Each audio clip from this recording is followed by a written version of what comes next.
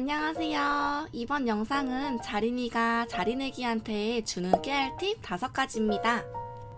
낮에도 영하 5도 이하로 내려가는 지금 겨울에 무엇을 해볼까 생각하다가 제가 1년 정도 자전거를 타면서 느꼈던 것을 이야기하고 싶어서 만들게 되었어요. 만약에 누군가 처음 자전거를 탄다고 하면 꼭 말해주고 싶은 5가지를 정리해보았습니다. 제가 이런 팁을 드리는 게 저도 말이 안 된다고 생각하지만 이미 몇 년씩 오래 경력이 있는 잘 타는 분들의 조언은 너무 먼 미래 얘기일 수가 있어요. 오히려 올챙이들은 개구리 말을 들을 게 아니고 이제 다리 정도 나온 올챙이 조언이 더 필요할 수 있으니 재밌게 봐주세요. 첫 번째, 턱은 절대로 사선으로 밟지 않기. 제가 자전거를 시작할 때 귀가 따갑도록 들은 이야기예요. 귀가 따갑게 들었으니 사선으로 밟지 않고 직선으로 밟아야 된다는 건 이해를 했죠. 하지만 이해한 거랑 몸으로 느낀 거랑은 달랐답니다.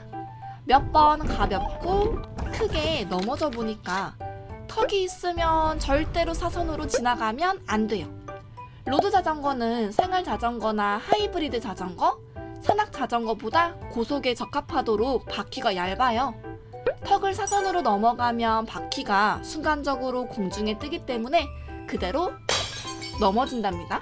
특히 로드 자전거를 타다 보면 어쩔 수 없이 차도에서 턱이 있는 도로를 들어가는 순간이 올 텐데 그때 사선으로 밟으면 크게 다칠 수 있어요.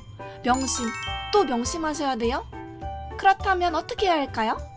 턱이 있을 때 속도를 줄이고 최대한 일자로 턱을 밟아서 천천히 올라가야 합니다. 잠깐의 귀찮음을 참지 못하면 자전거를 오랫동안 쉬게 될 수도 있어요.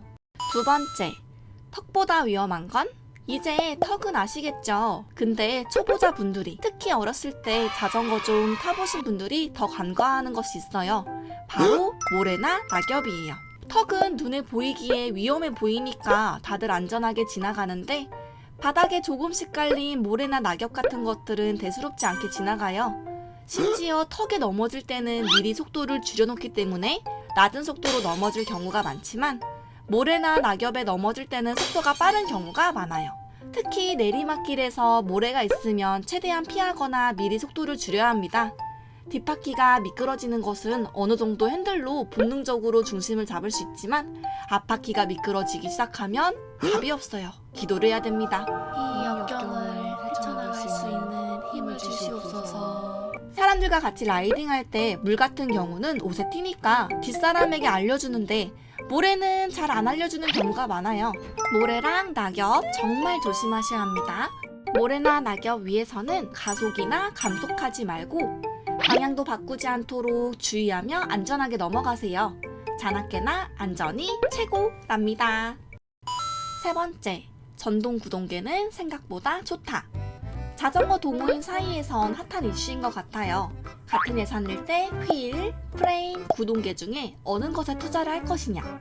이 영상을 보고 계신 분들은 이미 자신이 마음에 드는 프레임을 골라서 타고 계실 거라 생각합니다. 같은 프레임에서 예산이 한정되어 있을 때 전동 구동계의 낮은 등급 휠을 선택할 것이냐 아니면 기계식 구동계의 높은 등급 휠을 선택할 것이냐. 저에게 둘 중에 선택하라고 하면 전동 구동계를 추천드립니다.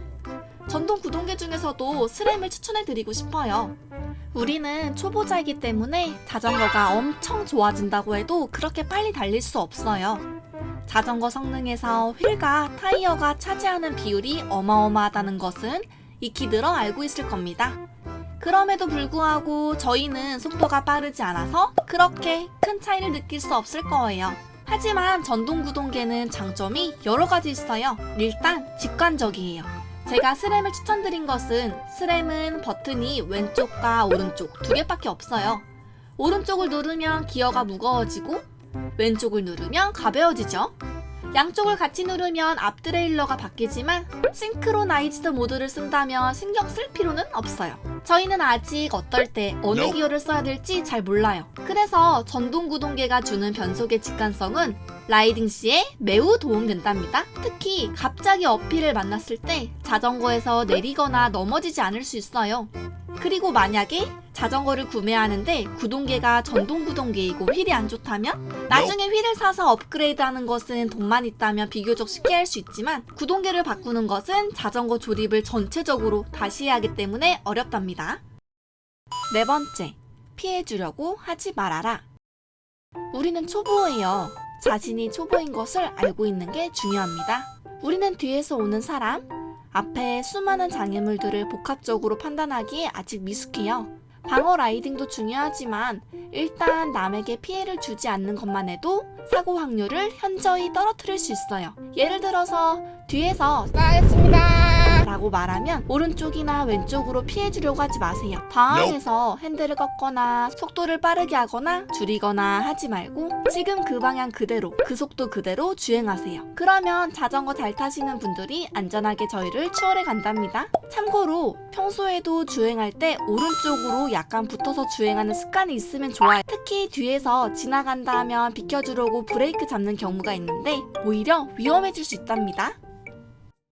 다섯 번째, 숄더 체크, 급하면 파닥파닥. 차를 운전할 때 사이드미러, 백미러로 옆과 뒤를 보는 게 중요해요. 자전거도 마찬가지예요. 처음에 로드 자전거를 타기 시작할 때 상체가 엎드려 타다 보니 고개를 돌리는 게 힘들어요. 도치가 왜 뒤나 양옆을 안 보냐고 잔소리 아닌 잔소리를. 제가 안 보려고 하는 게 아니라 볼 수가 없다는 걸 알고서 초반에는 뒤를 대신 봐줬었어요. 하지만 고개가 안 돌아간다고 숄더 체크를 안 하면 안 된답니다. 당연히 해버릇해야 돼요. 시야가 넓어지니 연습 목적으로 숄더 체크를 하는 게 맞지만 그보다도 숄더 체크 행위 자체가 뒤에서 오는 사람에게 내가 좌우로 꺾거나 앞 사람을 추월할 예정이라는 것을 행동으로 알려줄 수 있어요. 물론 이게 수신호보다 정확하진 않아요. 하지만 우린 아직 핸들에서 손을 뗄 수 없으니 이거라도 해야 돼요. 그리고 급할 때 양팔을 파닥파닥 거리면서 소리로 뒷사람에게 안내해주면 됩니다.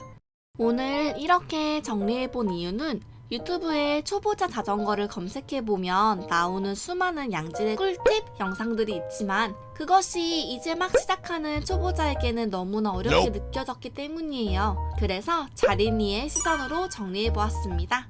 제 영상을 보시고 여러분들의 각자 다양한 의견이 있을 거예요. 만약에 제 얘기가 틀리다고 생각하신다면 아마도 시청자분 생각이 맞을 수도 있어요. 이제 막 시작하시는 분들께 도움이 되었으면 좋겠습니다. 새해 복 많이 받으시고 나중에 또 만날게요. 안녕.